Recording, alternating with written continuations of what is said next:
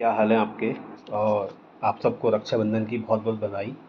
रक्षाबंधन के कारण ही मैं सब्जेक्ट जो हमारा साइंस का सब्जेक्ट है उसका मैं पेपर नहीं बना पाया, उसके लिए मैं बहुत क्षमा चाहता हूँ। और लेकिन जो भी है पूरे दिन भर सुबह से लेके अब तक आदमी मतलब कुछ टाइम पहले तो मैं बिज़ी था, जिस कारण मैं इसका आंसर की नहीं बना पाया। और आयोग ने भी क्या अभी तक डाला नहीं अपने उसमें। तो क्योंकि पहले मैं आपको यही कह रहा था कि अभी आयोग शायद 5-6 बजे तक डाल देगा या 6 से कल की बात है, संडे को मतलब इवनिंग तक वो डाल देता है हर चीज़ के आंसर की। तो मे बी क्योंकि एलटी में बहुत सारे सब्जेक्ट थे इसलिए सबकी डालना शायद बहुत टफ हो गया हो, या फिर छुट्टी के चक्कर में इंडिया आज मंडे को छुट्टी थी इसलिए वो काम नहीं हो पाया। मतलब इस समय तक मैंने चेक नहीं किया है कि आयोग ने अपना आंसर की डाला या नहीं डाला है। ठीक है, पहली बात तो ये है। दूसरी बात ये है कि मैं इसके जितने आपके आंसर बता रहा हूँ वो मैं आपको उसमें ये बता दूंगा कि आयोग कहाँ से पेपर दे रहा है। ठीक है ना, आपने अगर आयोग के जो मारतोलिया जी उनका इंटरव्यू सुना होगा तो वहाँ से आपको क्लियर हो गया कि वो क्या है एनसीईआरटी को बहुत ज़्यादा फॉलो करते हैं। और एनसीईआरटी जो पुरानी वाली है उसका जो साइंस है उसने वहाँ से क्वेश्चन आंसर दिए हैं। 11th-12th की जो साइंस है, ठीक है ना, वहाँ से क्वेश्चन दिए गए। कुछ उसमें 8th क्लास के क्वेश्चन भी हैं, ठीक है ना। तो और कुछ इसका क्या है करंट अफेयर से बहुत ज़्यादा क्वेश्चन है। तो जिसने पेपर को एनालाइज़ किया वो जानता है, ठीक है ना। दूसरा, मैं कई सारे कमेंट देखता हूँ, मुझे मेरी टीम दिखाती है, बताती है कि ऐसा कमेंट आया है। भले मेरे इस यूट्यूब चैनल पे इतने कमेंट नहीं आते हैं, ठीक है ना, लेकिन मैंने आज तक कभी इस तरह की चीज़ें नहीं सोची थी कि मतलब लोग इतने फ्रस्ट्रेशन हो सकता है। ठीक है ना, आपको कोई कोई चीज़ बता रहा है। अभी एक और कमेंट देखा था, अभी 18-20 मिनट पहले मुझे टीम ने बताया था कि ऐसा कमेंट आया उसमें। तो मतलब इतना फ्रस्ट्रेशन है, समझ में नहीं आता। मतलब जो आपका लहज़ा है ना वो आपका बैकग्राउंड बताता है कि आप किस बैकग्राउंड से आते हो। आपके अंदर पेशेंस लेवल बहुत ज़ीरो है, ठीक है ना। एक तो बहुत सारे बच्चों ने पढ़ाई नहीं करी, ठीक है ना।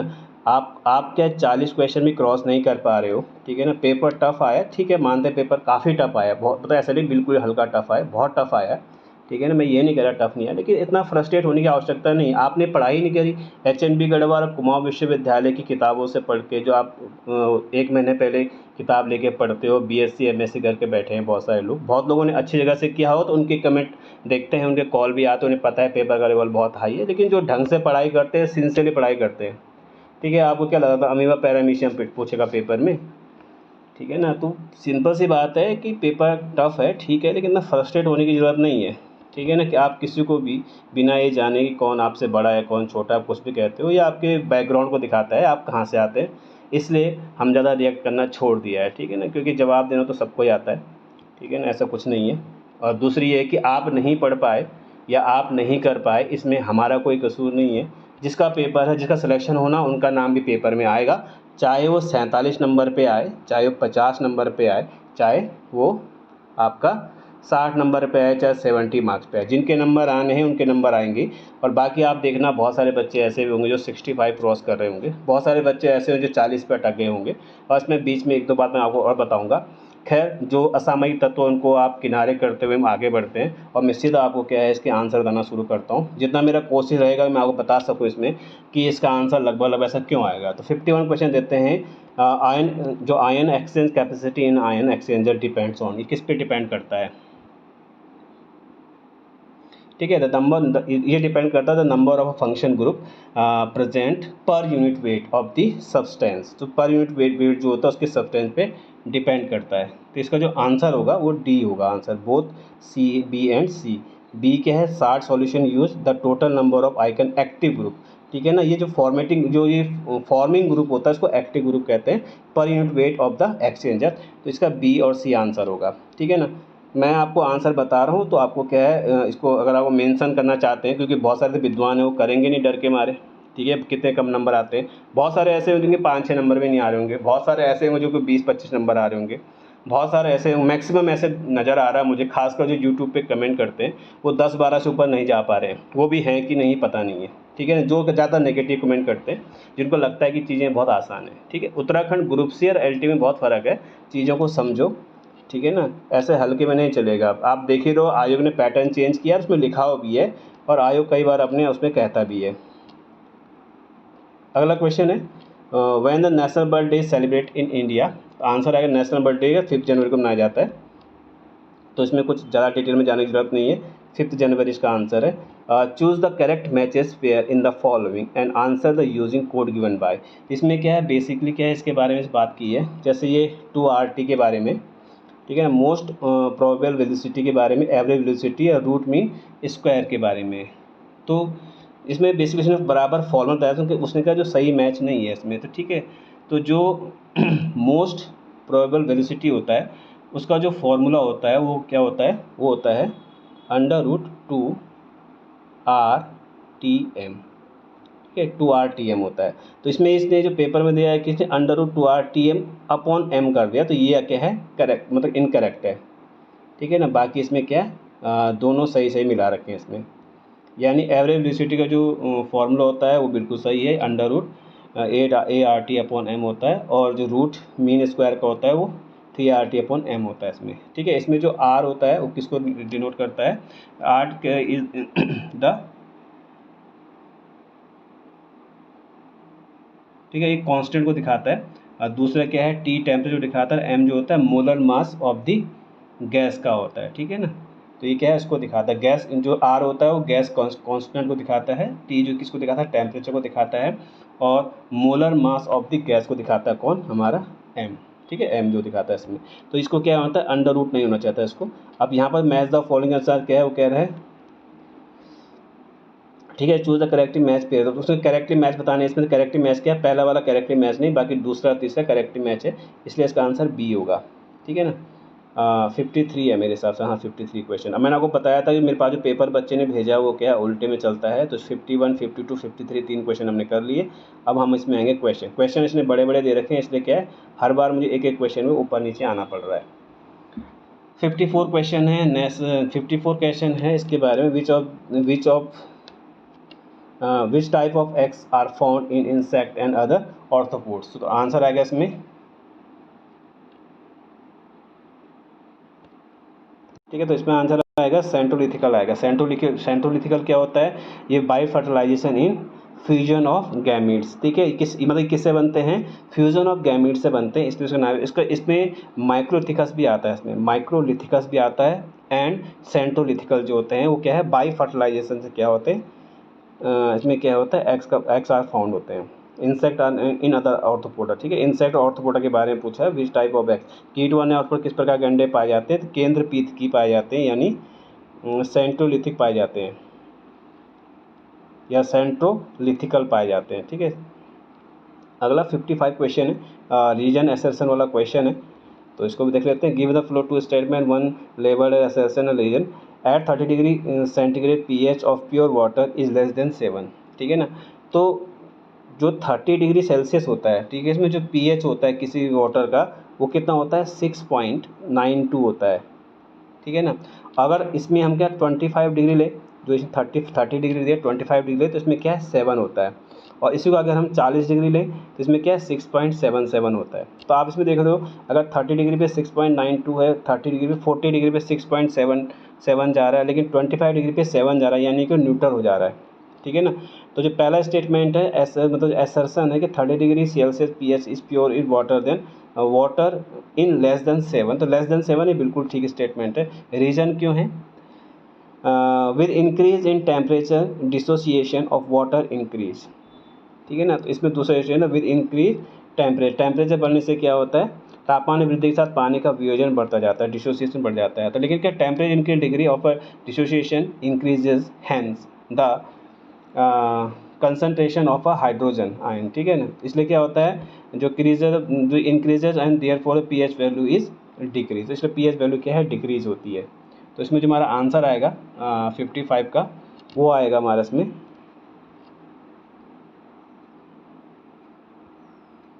रीजन वाला सही नहीं आएगा, ए टू बट और ऑल सी आएगा इसमें, ठीक है ना। जो रीजन यानी असर्शन ठीक है, लेकिन रीजन क्या फॉल्स है इसमें, ठीक है। तो दोनों आपको समझ में आ गए, सेकंड ऑर्डर नहीं आना चाहिए, इसमें रॉन्ग है, और ये इक्वेशन बिल्कुल ठीक है। हमारे पास बी आंसर है कि statement 1 is wrong, statement 2 is correct, B option इसमें आएगा 956 का आंसर। 57 देख लेते हैं, the degree of which species composition change along an environmental gradient is called, ठीक है ना। तो इसको क्या है, बीटा डेरिवेटिव कहते हैं। Beta derivative refer to the degree of species composition changes along the environmental, ठीक है। तो इन्वायरमेंट के अनुसार जो चीज़ें चलती है उसको क्या, degree of which species composition changes along an environmental gradient is called beta diversity कहते हैं इसको, ठीक है ना। 58 question, find the correct statement, water firm use the green मैंने इसने किसने करेक्ट स्टेटमेंट बताना है। तो जो बाकी जो होंगे इसमें क्या होंगे, सारे के सारे क्या होंगे, मतलब नेगेटिव होंगे। द स्पेसिफिक इकोसिस्टम, तो ये जो पहला वाला एजोला वाला राइस फील्ड में पाया था, बिल्कुल ठीक है। आपको नाइट्रोजन फिक्सेशन में काम करता है, धान के खेत में काम करता है। जो इकोसिस्टम के बारे में are sometime describe as a resurrection plant, तो ये रेजरेक्शन नॉट क्या है, रेजरेक्शन प्लांट नहीं होता है। तो ये जो फाइंड द करेक्ट स्टेटमेंट,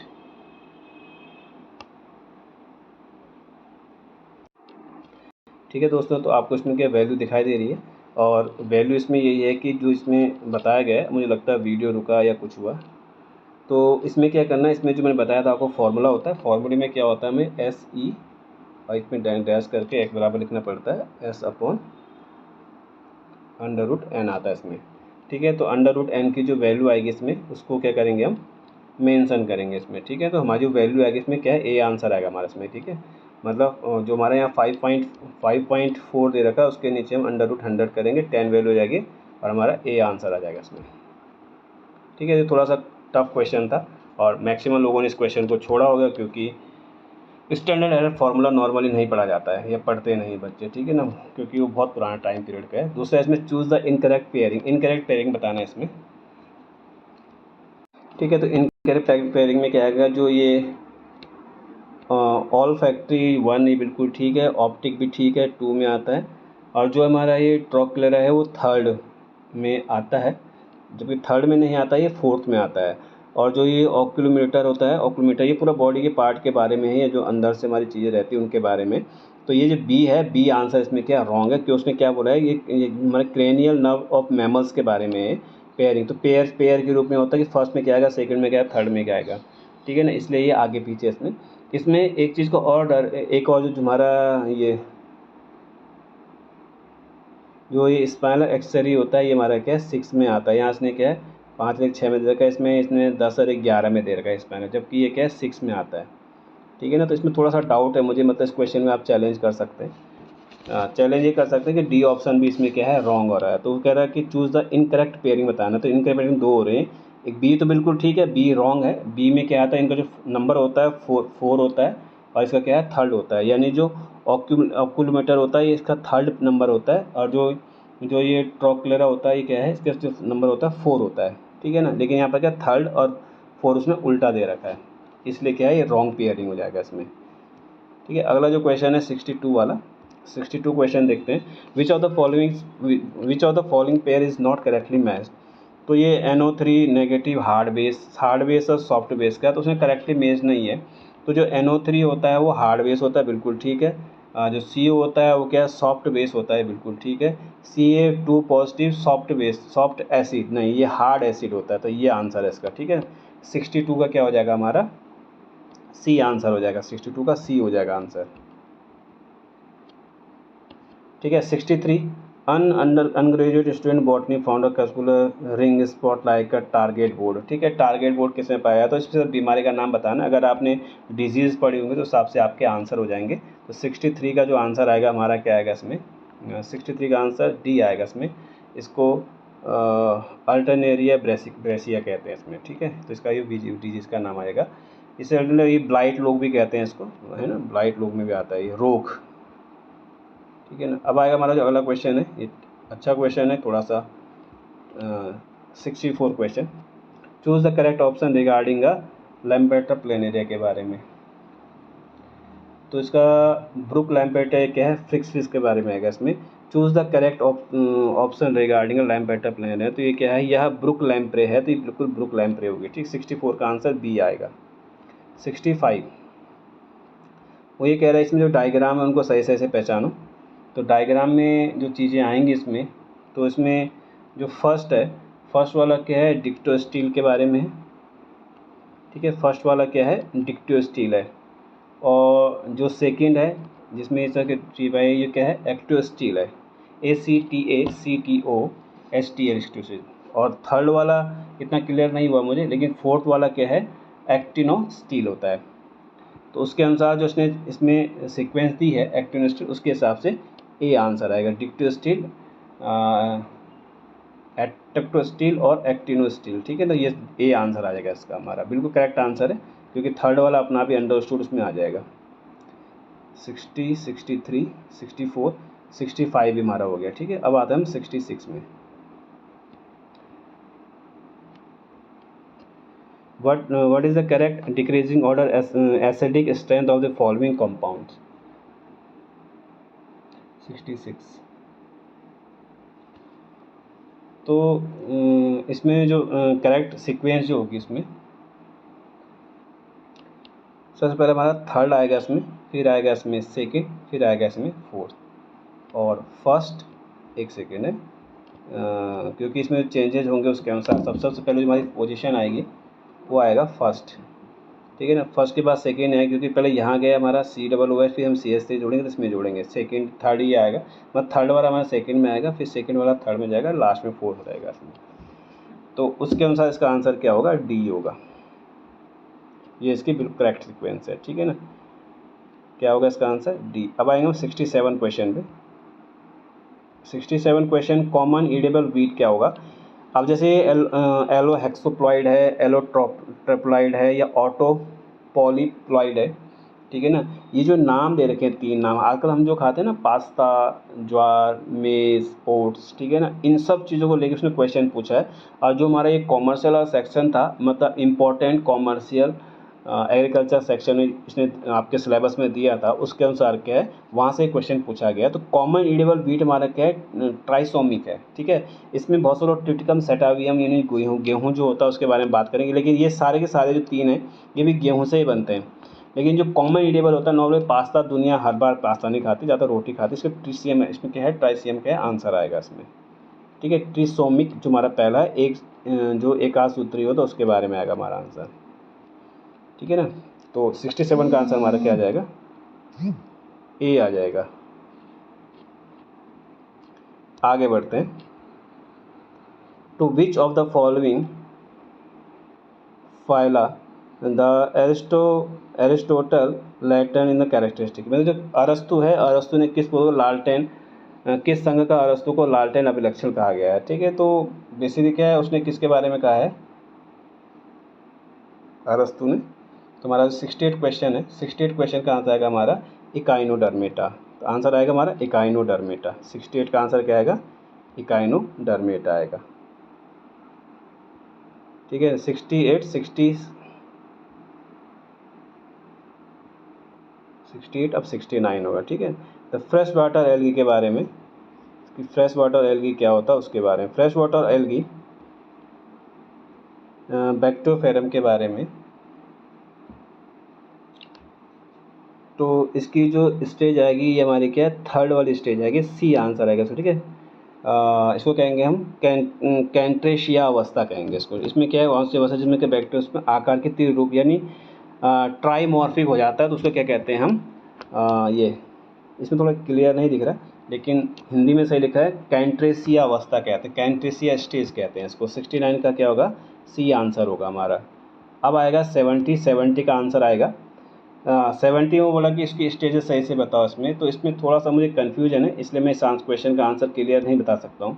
ठीक है ना, क्योंकि इसमें जो RRS है, इसमें बेसिकली आपको क्या है, बोर्ड में करके दिखाना पड़ेगा। और उसमें भी क्या है, जैसे COOH के बारे में आता है, तो सी क्या होता है, जो हमारा सी वाला सेक्शन होता है।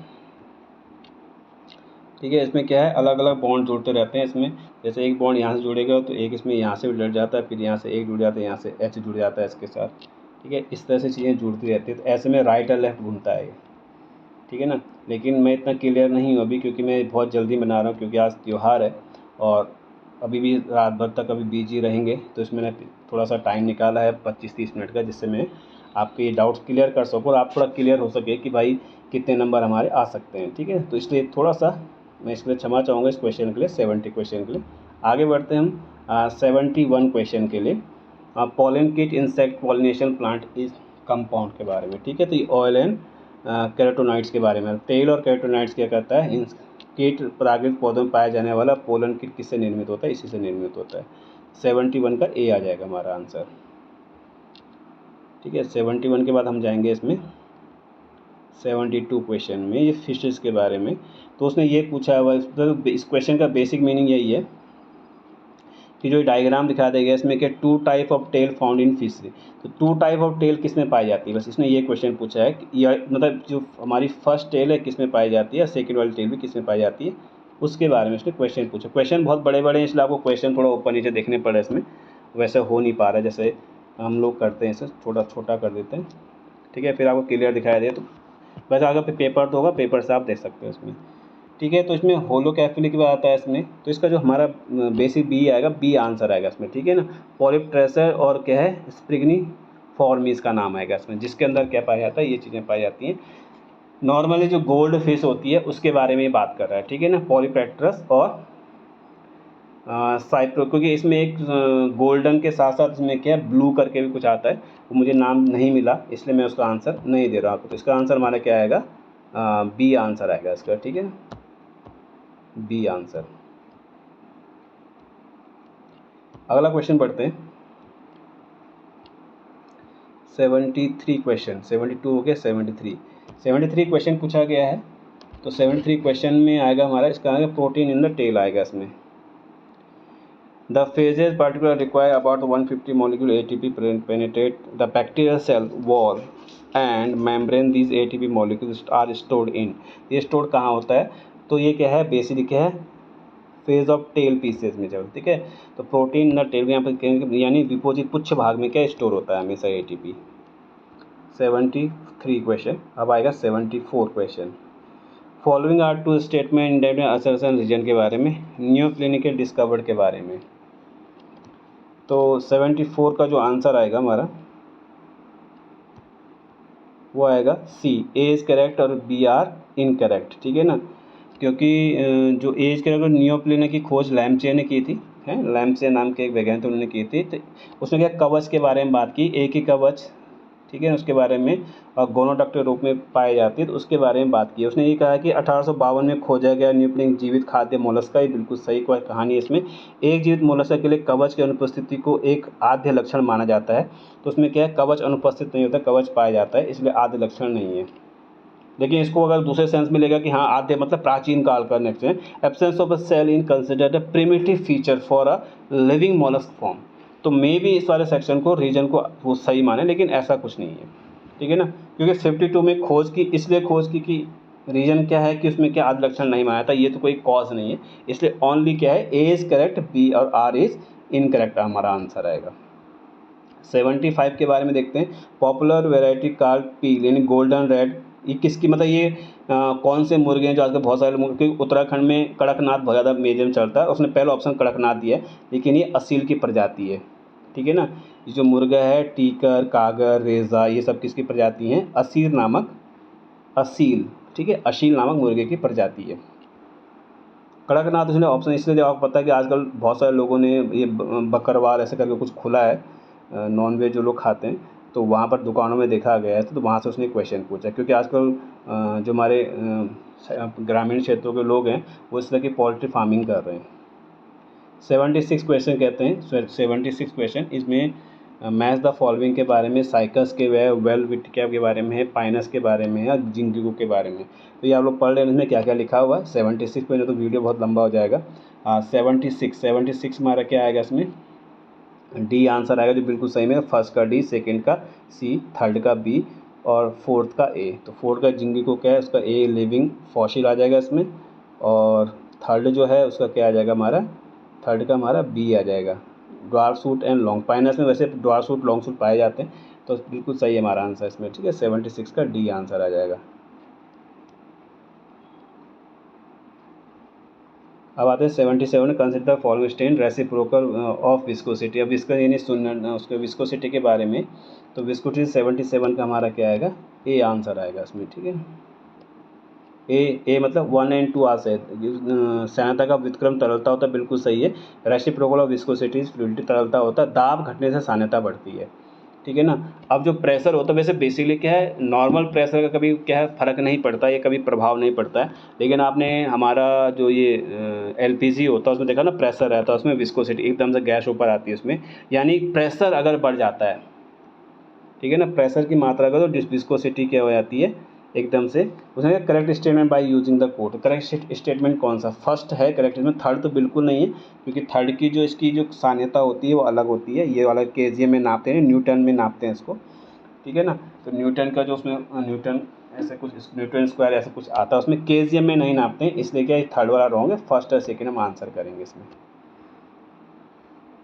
ठीक है। 77 क्वेश्चन हो गया। अब आएगा हम 79 क्वेश्चन में। 77 हो गया, 78 79। 78 what is the correct IPC, तो ये पीटीसीएल का नाम क्या है इसका बताना आपको इसमें।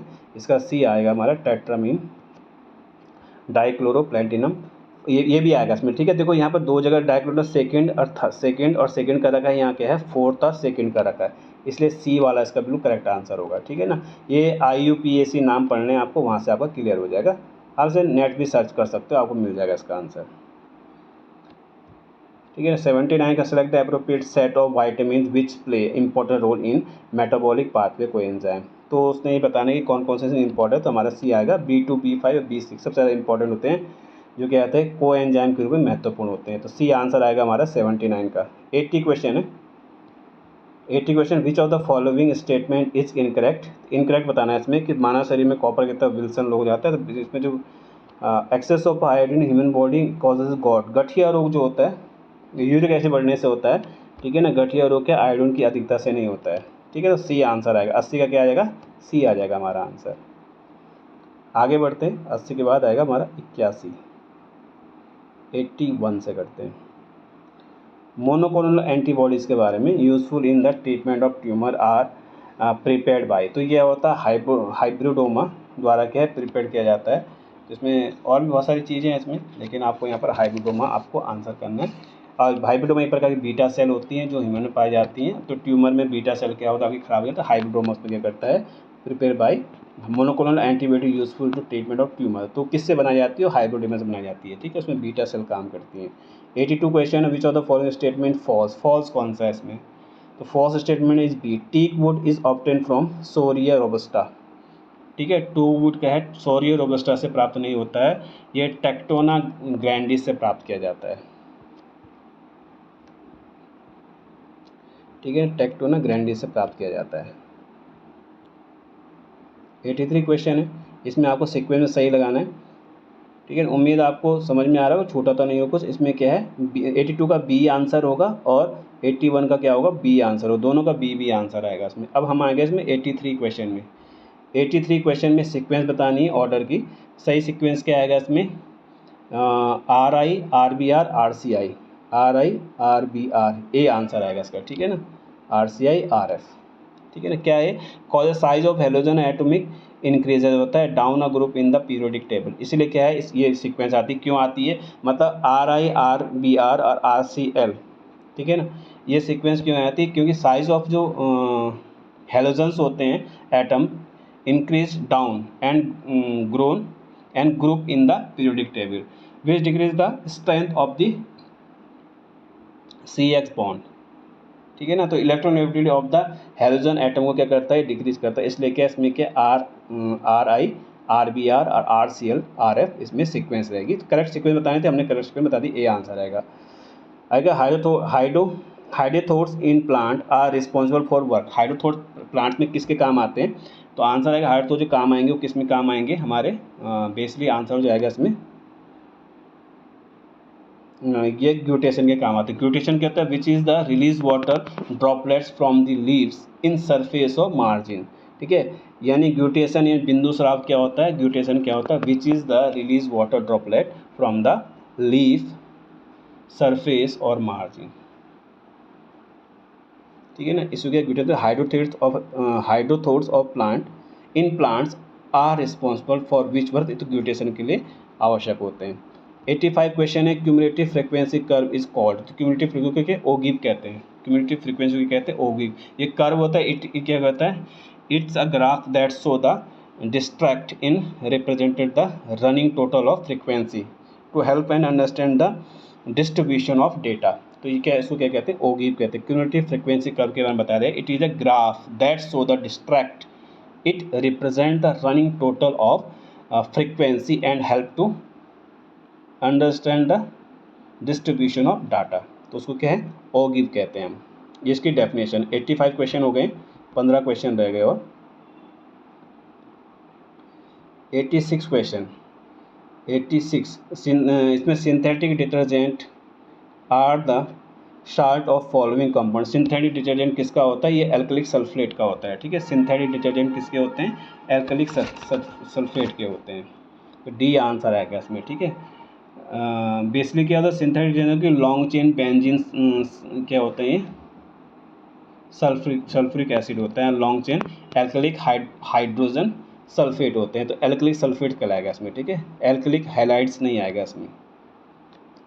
अगला है 87 क्वेश्चन 0.1 MnACl के बारे में। तो ये जो क्वेश्चन है ये भी क्या है, कैलकुलेशन बेसिस पे है। तो इसमें क्या है, मेरा एग्जैक्ट आंसर नहीं आ रहा था, लेकिन जहाँ तक मेरे जो आंसर आए थे उसमें 87% आ रहा था, जो मैंने सॉल्व किया था 87% आ रहा था। तो यहाँ 87.9 और 86.8 है। जो मेरा लमसम में आ रहा था वो 8, जो अल्फ़ा का मेरा मतलब अल्फ़ा की जो वैल्यू निकली थी मेरी, ठीक है, जो मैंने अल्फ़ा की वैल्यू निकाली थी अल्फ़ा बराबर, तो उसकी जो मात्रा निकली थी वो हमारी निकली थी 86.99। अब इसके हिसाब से तो 87 होना चाहिए, लेकिन 87 में बढ़ा रखा है और यहाँ पर इसने 86.8 लिखा हुआ, तो इसलिए क्या है, इसमें मुझे डाउट है। 2 क्वेश्चन डाउट वाले हो, एक तो मैंने किया ही नहीं, मतलब जिसको समझाना थोड़ा टफ था इस वीडियो में, और 87 वाले मेरे आंसर में वेरिएशन आए, इसलिए मैं इसमें कन्फर्म नहीं हूँ। तो इसलिए मैं क्षमा चाहता हूँ, 2 क्वेश्चन हो गए ऐसे जो मैं क्लियर नहीं कर पाया, क्योंकि इसमें ऑप्शन में गड़बड़ कर रखा है इस वाले क्वेश्चन में। तो ठीक है, अभी आंसर की जब आएगी मंडे, कल तो खैर आ ही जाएगी आंसर की, तो उसमें आपको क्या है, क्लियर हो जाएगा। अगला हमारा जो क्वेश्चन है इसमें 88 क्वेश्चन है। Total number of lone pair of electron in xenon in XeOF4, ठीक है। इसमें कितने, तो इसमें क्या मतलब बेसिकली 6 वैलेंसी सेल होती है इसमें, विच इंडिकेटर sp3, तो 3 आएगा इसमें आके, ठीक है। हाइब्रिडाइजेशन जो होता है इसमें 3 पाया जाता है। Total number of lone pairs में 3 होंगे इसमें, ठीक है। 6 वैलेंसी दिखाता है इसमें, तो कितना होगा, 3 होगा। Universal stress hormone in plant, universal क्या होता है, एब्सिक एसिड होता है। तो जो एब्सिक एसिड उसको ABA कहते हैं, ये वाटर रिलेटेड स्ट्रेस होती है। मतलब अगर किसी प्लांट में ये चीज़ पाई जा रही है, एब्सिक एसिड पाया जा रहा है पौधों में सार्विक प्रतिरोध, इसका मतलब क्या होता है, इस तरह की चीज़ अगर एसिड होता है तो उससे क्या होता है, ड्राउटनेस आती है, सैलिनिटी बढ़ जाती है, कोल्ड हीट ज़्यादा बढ़ जाता है। इसी को क्या है, स्ट्रेस के बारे में बात करता है। 90 क्वेश्चन है। रॉ लीफ एंड कॉम्स एल्केजर इन अरवियर, इन सब के बारे में पूछा गया है। तो ये क्या है, किसको दिखाते हैं, ठीक है। अरवियर को कहते हैं घन कभी भी गले के खराश उत्तेजन, क्योंकि इससे कुछ खनिज क्रिस्टल पाए जाते हैं, उन क्रिस्टल्स के नाम बताने इसमें, ठीक है ना। तो कैल्शियम ऑक्सलेट के जो हमारा रैपिड्स के होते हैं, इसका ए आंसर आएगा, कैल्शियम ऑक्सलेट का रैपिड्स पाया जाता है, ठीक है। तो ये हमारा क्या है, ए आंसर आएगा, कैल्शियम ऑक्सलेट का रैपिड्स में जो पाए जाते हैं, ये हमारा आंसर होगा, ठीक है। इसी कारण क्या है, वो खरखरापन वगैरह कई सारी चीज़ें लगती हैं। तो 90 क्वेश्चन का आंसर आपको मिल गया है। उम्मीद आपको समझ में आ रहा होगा। और जो समझदार बच्चे हैं जिनके अंदर पेशेंस हो, बहुत ध्यान से सुनोगे। बाकी जिनको जल्दबाजी है वो 10 बातें लिखेंगे, ठीक है ना। अब हमें धीरे धीरे आदत पड़ जाएगी तो फ़र्क नहीं पड़ेगा, क्योंकि जिन्हें पढ़ना होता है वो पढ़ते हैं, जिन्हें गंद मचानी होती है गंद मचाते हैं। जो समझदार होते हैं उनका अंदर पेशेंस होता है, समझते हैं चीज़ों को, ठीक है ना। बाकी 91 क्वेश्चन है। 91 क्वेश्चन आपको जो डायग्राम दिखा रहा है CH3 CH के बारे में, तो इसमें पूछा what is the number of stereo isomeric form of following compound, उसको स्टेरो आइसोमेरिक फॉर्म बताने।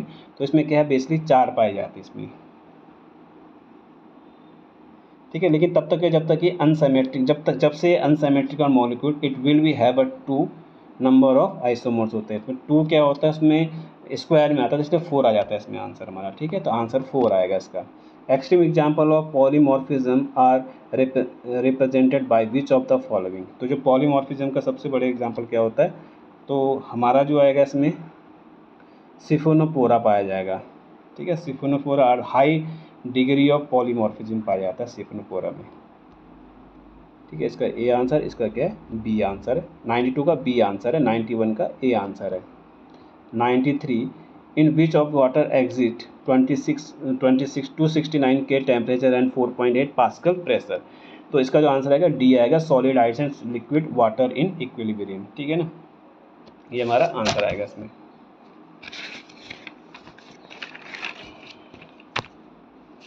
नाइन्टी फोर का आंसर देखेंगे। 94 तो हो गया। चूज द, हाँ 94 हमारा आंसर है।